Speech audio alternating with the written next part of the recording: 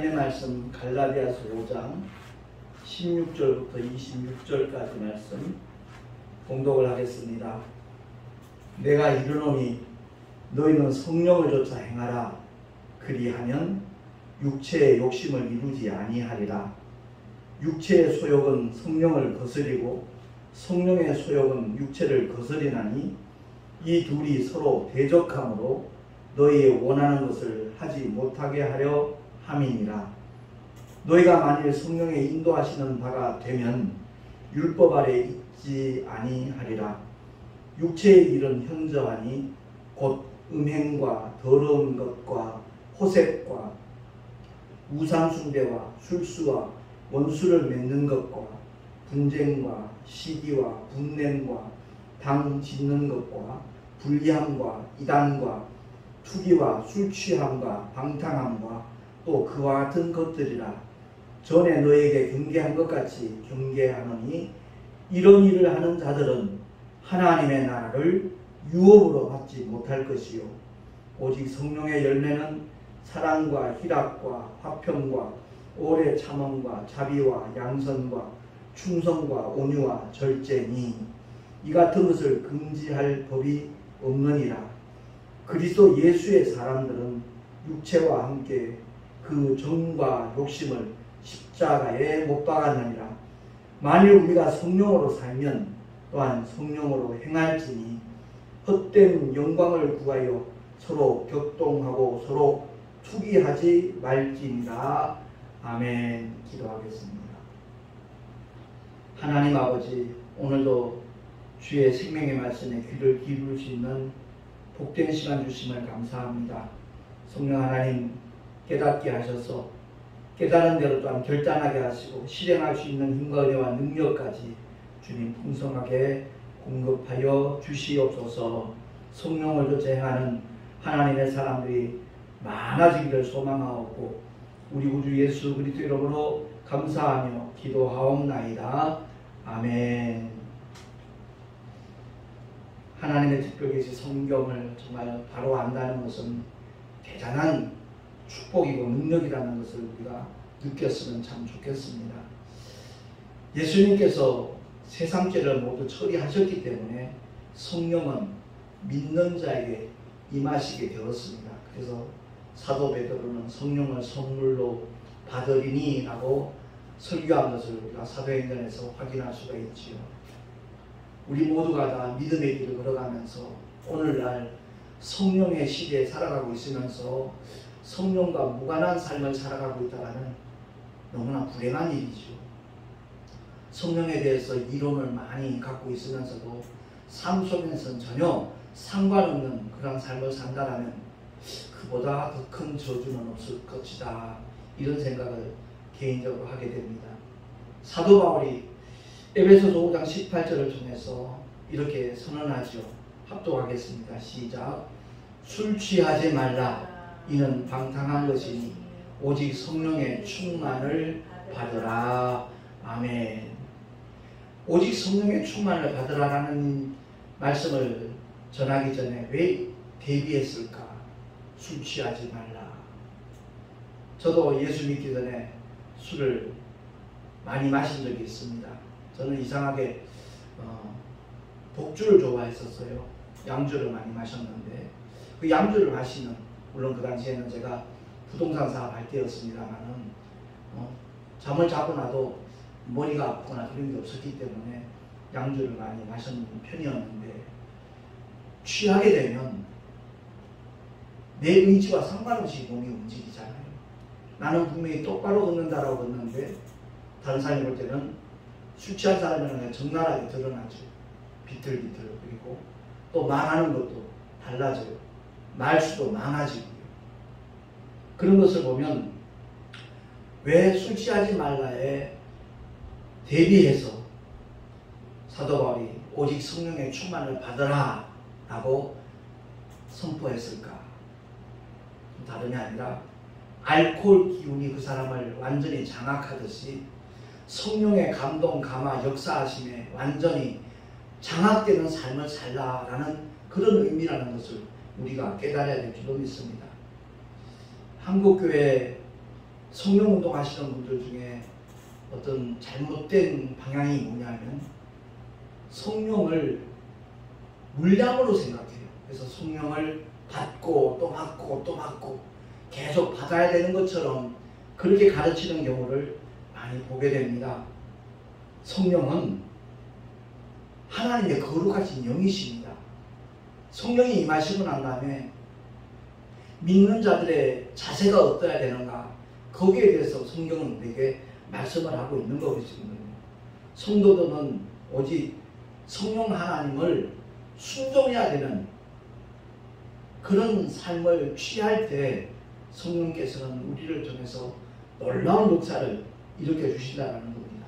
그러니까 성령의 충만함을 받으라라는 이 말은 성령께서 감동을 주실 때 100% 순종하는 그런 삶을 살라라는 그런 의미인 것입니다. 유튜브에 어느 성도가 이런 글을 올렸어요. 성령을 따르고 싶어요. 근데 성령님은 어디 계시죠?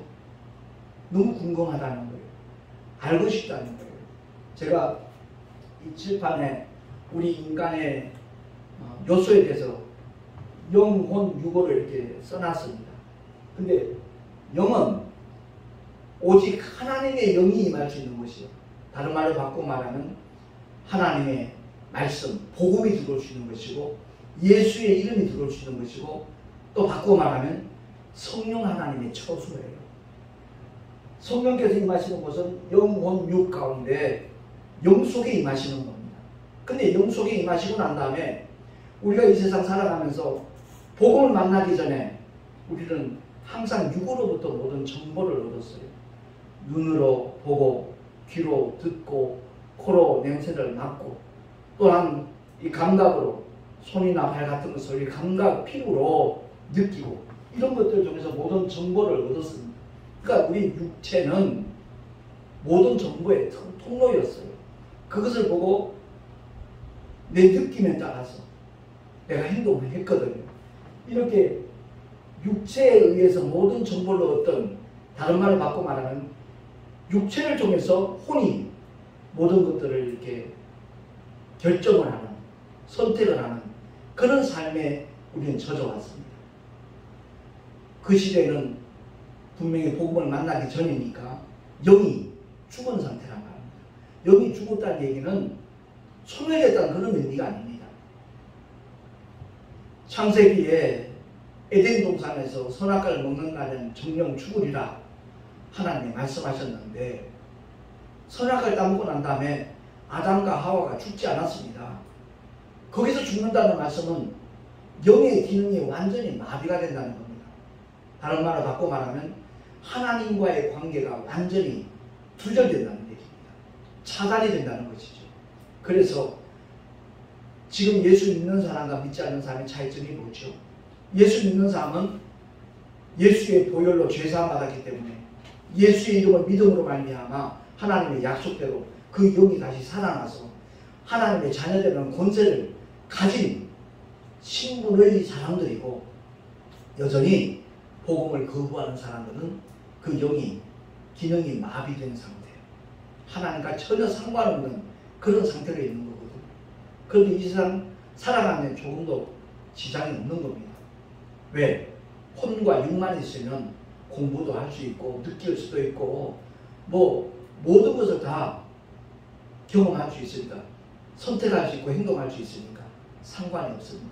그런데 언젠가 한 줌의 흙으로 돌아가는 순간이 있다는 거죠.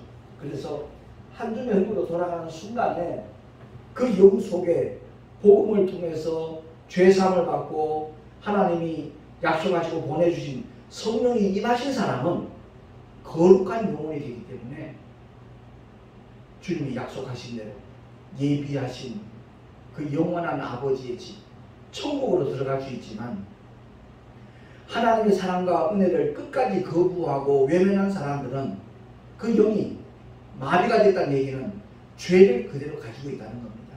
그래서 그 죄 때문에 천국에 도무지 갈 수 없는 존재가 되었다는 것이죠. 하나님의 아들 이 땅에 오신 목적은 다른 것 없습니다. 한마디로 요약을 한다면 성령을 보내주시기 위함입니다. 근데 성령 하나님은 거룩하신 하나님의 영이시기 때문에 죄 있는 자와는 함께 하시지 못하죠. 그 죄의 문제가 처리되기 전에는 결단코 그 사람의 영 속에 성령님이 임하실 수가 없는 겁니다. 그래서 우리가 신앙생활하면서 가장 헷갈려하는 문제, 오해하는 문제, 바로 성령 하나님과의 관계거든요. 그 성령 하나님은 예수의 보혈을 믿고 죄사함 받은 영혼이면 누구든지 영접할 수 있는 자격 조건이 갖춰졌기 때문에 선물로 임하시는 겁니다. 그래서 성령이 임하시고 난 다음에 우리가 어떤 감각적으로 그분을 느끼려고 할 것이 아니라 하나님의 진리의 말씀, 생명의 말씀이 어떤 것인가, 그 말씀에 대하여 온전히 무장을 할 때, 성령을 다른 말로 바꿔 말하면 진리의 영이라고 했잖아요. 율법도 하나님의 말씀이고 복음도 하나님의 말씀인데 성령을 율법의 영이라 말하지 않습니다. 율법은 죄를 깨닫게 하는 하나님의 정죄의 법이기 때문에, 달리 표현하면 죄와 사망의 법이기 때문에 그 죄와 사망의 법 안에 있는 사람에게는 성령이 임하실 수가 없는 겁니다. 그 정죄를 받고 나는 죄인이구나, 그렇기 때문에 내게는 메시아가 필요하다, 구세주가 필요하다 하고 복음 앞으로 나온 자들은 누구든지 죄사함을 받고 하나님께서 말씀하신 대로, 약속하신 대로 예수의 이름으로 보내심을 받은 성령 하나님이 임하실 수가 있게 되는 겁니다. 그래서 성령에 대해서 정말 오해하지 않았으면 참 좋겠다는 마음이 늘 제 마음속에 있습니다. 주님이 분명하게 말씀을 하셨잖아요. 요한복음 14장 16절 17절 말씀 한번 합독하겠습니다. 시작. 내가 아버지께 구하겠으니 그가 또 다른 보혜사를 너희에게 주사 영원토록 너희와 함께 있게 하시리니 저는 진리의 영이라. 세상은 능히 저를 받지 못하나니 이는 저를 보지도 못하고 알지도 못함이라. 그러나 너희는 저를 아나니 저는 너희 속에 계시겠으니라. 아멘. 이 말씀을 바로 깨닫고 느꼈으면 좋겠어요. 아까 유튜브에 그 궁금증을 고백했던 성도처럼 성령님이 어디 계시는지 몰라요. 분명히 주님은 말씀하셔요. 우리 속에 계신다고요. 제가 언젠가도 그런 말씀을 드린 적이 있잖아요. 물론 기도의 훈련을 위해서는 주여 삼창도 필요하고 통성으로 기도하는 것도 필요하고 정말 큰 소리로 기도하는 것도 필요하지만 이 진리를 깨닫고 터득한 사람들은 그런 부분들이 조금 우스꽝스럽게 느껴질 거예요. 왜냐하면 주님은 내 곁에 계신 것도 아니고 내 안에 와 계셔요. 내 영 안에 계셔요. 언제나 어디서든지 그 주님과 교통할 수가 있어요. 이 말을 오해하는 사람들은 아예 저도 기도하는 마음으로 살아요. 아니요, 그거하고 달라요. 그 차원이 아니에요. 끊임없이 내 안에서 감동을 주시고 깨닫게 하시고 인도하시는 주님을 삶의 현장에서 그대로 느끼는 사람은 늘 행복합니다. 늘 기쁩니다. 그 은혜를 누릴 수 있는 하나님의 사람들이 될 수 있기를 예수 이름으로 축원합니다. 그 성령 하나님은 죄 사함 받은 성도의 영이라면 어느 누구도 차별하지 않습니다. 성령님 내게로 오시옵소서 고백하는 순간 이미 성령 하나님은 그 사람의 영 속에 임하시고 계시다는 거죠. 근데 그것을 모르니까 사람들이 자기가 지금까지 행동해 왔던 대로 그 삶의 습관대로 움직이는 그런 경우가 많고, 교회를 다니더라도 그것이 하나의 어떤 종교적인 행위처럼 여기게 되니까 주님과의 어떤 인격적인 관계, 친밀한 관계가 경험되지 못하는 거예요. 그래서 사도 바울이 에베소 교회 성도들에게 4장 30절에 말씀합니다. 시작. 하나님의 성령을 근심하게 하지 말라. 아멘. 성령 하나님 우리가 근심시킬 때가 너무 많아요. 분명히 주님이 읽어주신 말씀에 우리가 그대로 반응을 하면 되는데 그 반대쪽을 택할 때가 너무 많거든요. 아무것도 염려하지 말라고 했는데 일어나지도 않을 일까지도 미리 염려해요. 그게 마귀가 좋아하는 일이라는 것을 아마 느끼지 못하는 것 같아요. 그러니까 습관적으로 그러겠죠. 분명히 성령 하나님께서 우리에게 주시는 감동대로만 따라간다면 근심할 건덕지가 없어요. 불안할 이유도 없고 두려워할 것도 전혀 없고요.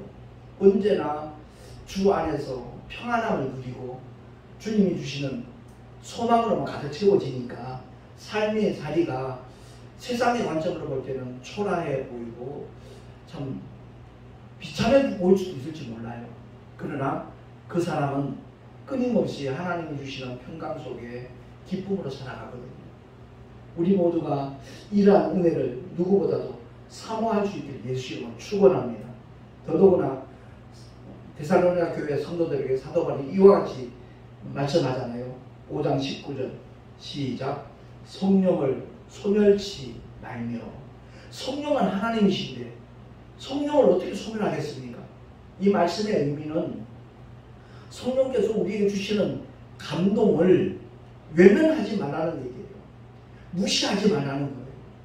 성령 하나님께 주시는 감동을 따라 움직이기만 하면 놀라운 기사와 이적을 경험하게 될 것이라는 것을 사도 바울은 말씀하고 있는 겁니다. 제가 11년 전에 목회자 복음학교 정석했다가 내 옛사람을 십자가에 못 박았다는 고백을 여러 번 한 적이 있는데 이걸 어떤 개념으로 생각하는 것 같아요. 그냥 생각으로 그랬을 것이다 이렇게 여기는 분들이 없잖아 있는 것 같아요. 허물과 죄로 죽었던 우리 옛사람을 십자가에 못 박는 실제적인 경험이 주어졌을 때 그 사람의 신앙생활의 주체는 더 이상 그 사람이 아닌 성령 하나님이 될 수 있다는 거죠. 저도 24년 동안 아주 내 열심으로 목회 정말 부지런하게 했어요. 그런데 그때 내가 경험하고 느꼈던 일들하고 정말 나 옛사람 십자가에 못 박았다라고 선포하고 오직 성령 하나님이 주시는 감동을 따라 내가 어찌하든지 순종하리라 결단했을 때에 그 이후의 삶하고는 분명히 다릅니다. 내가 너무나 그것을 정말 기뻐하고 감사하는 그런 삶이기 때문에 목회 현장이 참 빈약하고 초라하고 그럴지 모르지만 택시 안에서 만난 손님들을 목사님은 굉장히 편안해 보이고 굉장히 행복해 보여요. 그런 얘기를 참 많이 해요. 이 택시 운전이 분명히 힘든 일임에 틀림없는데 몸이 괴롭고 그럴 텐데 목사님에서 그런 걸 느끼지 못한다는 그런 얘기를 참 많이 들어요. 그게 사실이거든요. 왜? 주님이 내 안에 계시기 때문에 그래요. 일일이 그것을 다 나열할 수 없지만 제가 어머니하고 통화할 때 그런 얘기를 해요. 참 삶의 현장에서 일마다 때마다 분분초초 하나님이 이렇게 동행하시고 함께 하시다는 그런 경험이 정말 얼마나 행복한지 모른다는 얘기를 하면 어머니도 맞장구를 치셔요. 늘 삶 속에 그런 일들을 보고 있으니까. 그렇습니다. 성령을 소멸치 말라는 말씀의 의미를 우리가 바로 알아야 돼요. 처음엔 둔감할 수 있죠. 근데 하나님의 말씀을 첫째 잘 알아야 돼요. 무장을 해야 돼요. 왜냐하면 성령의 검이 곧 하나님의 말씀이기 때문에 원수 마귀는 끊임없이 우리를 공략하거든요. 그것을 물리칠 수 있는 무기는 오직 한 가지밖에 없습니다. 성령의 검, 곧 하나님의 말씀을 가지라 라고 하나님의 전신갑주에 대해서 설명할 때 사도 바울이 일러줬거든요. 그렇습니다. 하나님의 말씀으로 무장한다는 것. 끊임없이 성경을 보고 읽고 묵상하고 그리할 때 성령 하나님이 가장 기뻐하셔요. 그리고 그 말씀에 참된 의미가 무엇인가 하는 것을 알게 하시고 깨닫게 하시고 또한 누리게 하시는 분이 역시 성령 하나님이십니다.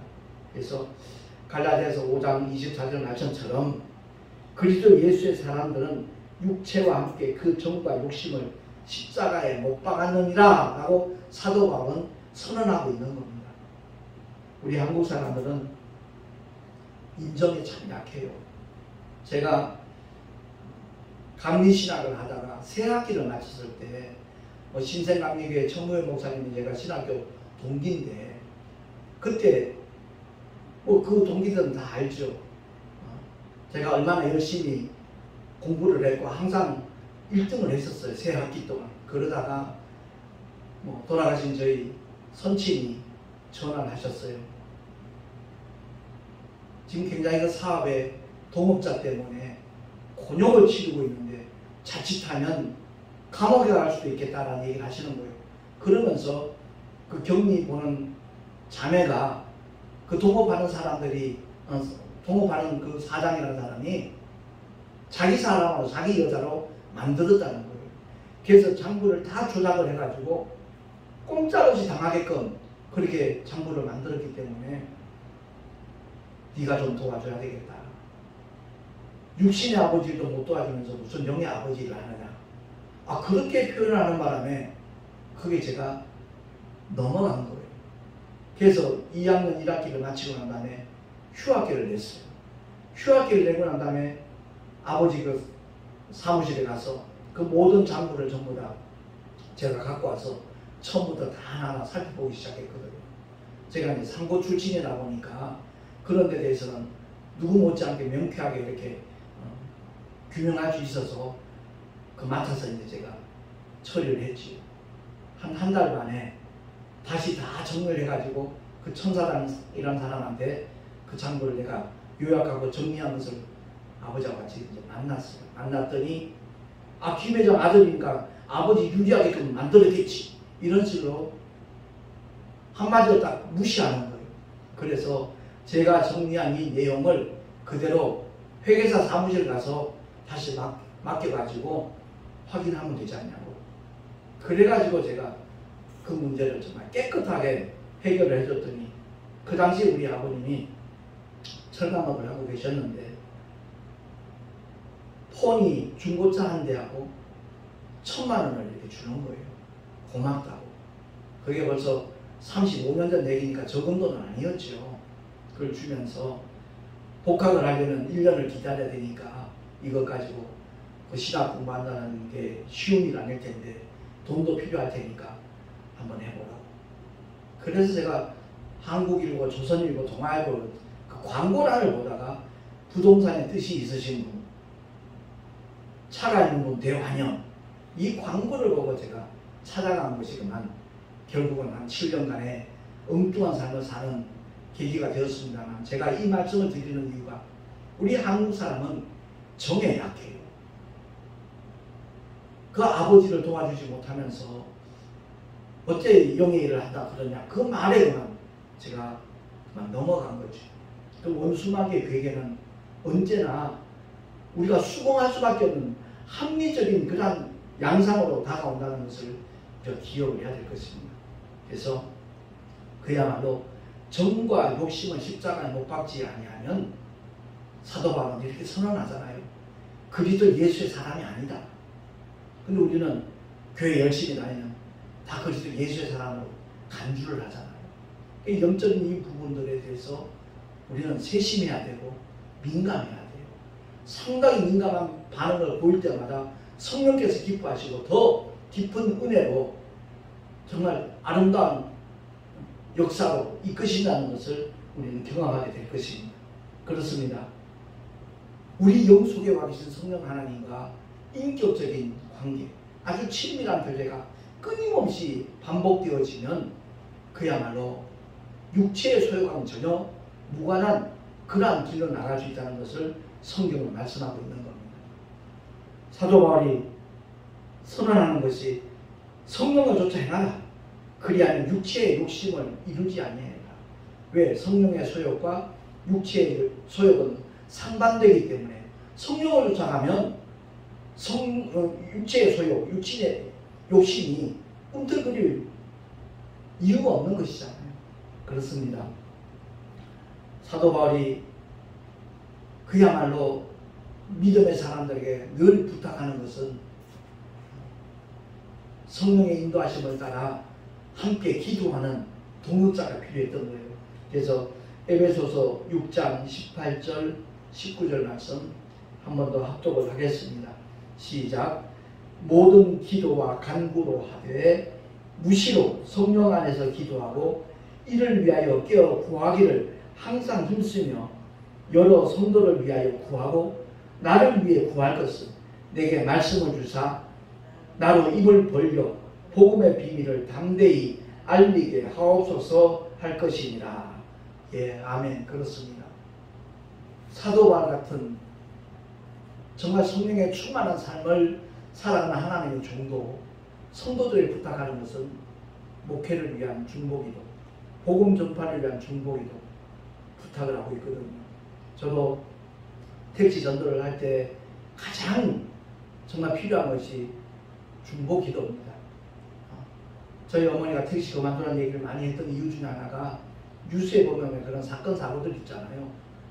갑자기 강도로 돌변한다거나 아니면 취객 때문에 아주 곤욕을 치르는 그런 일들이 생길까봐 굉장히 좀 우려가 되니까 어머니가 그런 말씀을 많이 하셨는데, 저는 9년 동안 정말 택시 전도를 하면서 그런 봉변을 겪은 적이 없어요. 하나님께서 함께 하신다는 믿음의 증거를 분명하게 보여주는 거예요. 그동안 13만 명 가까이 만났는데 그 중에 한 5%? 3% 정도 제가 전해주는 전단지나 말씀 수책자를 안 받아갔지 대다수가 다 받아갔거든요. 그래서 성도들의 그 중보기도가 얼마나 귀한 것인가.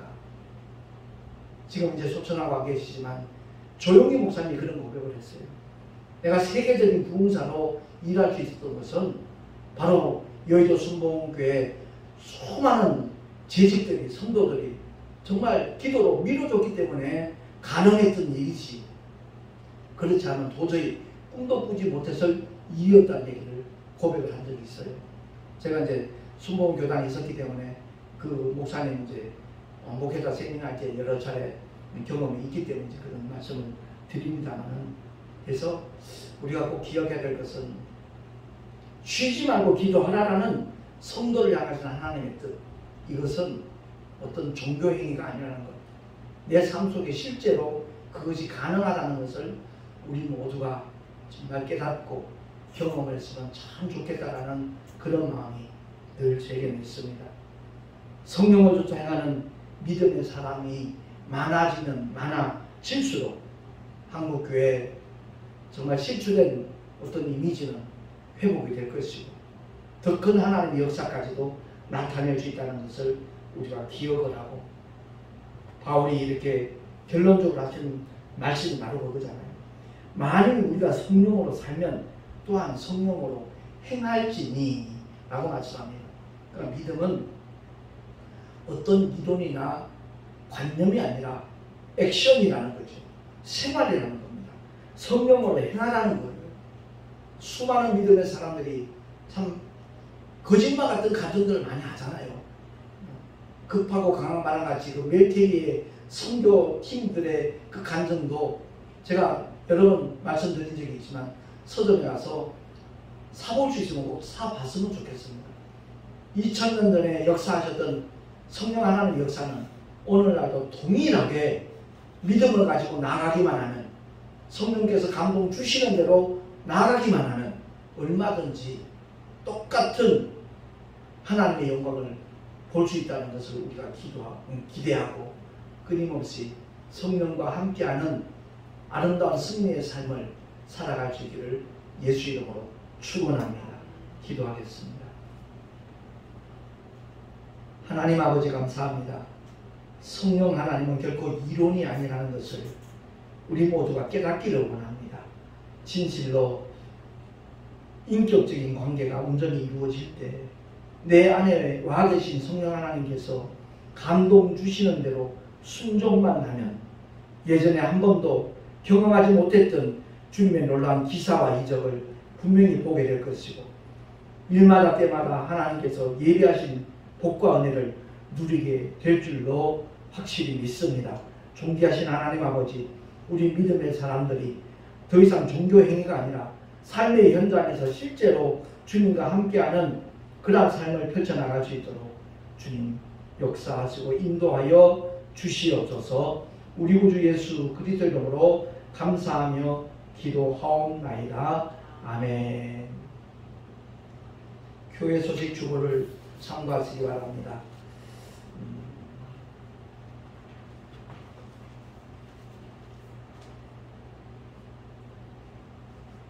하나님을 바로 아는 것이 얼마나 중요하겠습니까? 근데 오직 하나님의 특별 계신 성경을 통해서 하나님을 제대로 알 수 있다는 것을 꼭 기억을 하고, 제 개인적인 생각은 그렇습니다. 하나님의 특별 계신 성경을 알자 연속으로 시리즈로 설교를 하고 있습니다만은 정말 우리 신앙생활에 좋은 밑거름이 되었으면 참 좋겠다라는 그런 바람이 있습니다. 교회 안에도 미신 있듯이 믿는 사람 굉장히 많이 있거든요. 말씀이 없는 신앙은 바로 미신입니다. 그렇기 때문에 끊임없이 하나님의 말씀으로 무장하는 그러한 자세를 취했으면 참 좋겠다는 생각입니다. 8월 둘째 주간에 8월 15일부터 17일까지 우리 동선호회 하기 수양회가 계획되어 있습니다. 함께 기도해 주셔서 우리 목사님들이 정말 영육 간에 새로운 힘도 얻고 힐링도 되고 더 단합해서 하나님의 놀라운 역사를 일으키는데 앞장설 수 있는 그런 주님의 십자가의 정의 군병들이 될 수 있도록 중보 기도해 주시면 대단히 감사하겠습니다. 드린 힘을 위하여 잠시 기도하고 축도로 예배를 마치겠습니다. 거룩하신 하나님 아버지 감사합니다. 하나님께로 돌아온 표로 11조와 헌물을 드린 손길들이 있습니다. 주님 기쁘시게 흠양하여 주시고 주의 영광을 위하여 아버지의 뜻이 펼쳐지는 일에 주님 아름답게 사용하여 주시옵소서. 드린 손길들마다 복된 삶이 펼쳐질 수 있도록 성령 역사하여 주시되 진리 가운데 행할 수 있는 하나님의 사람들이 다 되게 하여 주시옵소서. 이제는 우리 구주 예수 그리스도의 크신 은혜와 하나님 아버지의 놀랍고 영원하신 사랑하심과 보혜사 성령 하나님의 내주교통 인도하심과 축복하시니 정령 성령 하나님과 인격적인 온전한 관계를 맺어가며 친밀한 교제를 펼쳐나가리라. 결단한 하나님의 사람들 머리 위에 그 가정과 자녀들과 경영하는 모든 일들 위에 또한 주께서 비록 앞쪽에 세우신 주님의 모든 교회들 위에 지금으로부터 영원토록 함께 있을지어다. 아멘.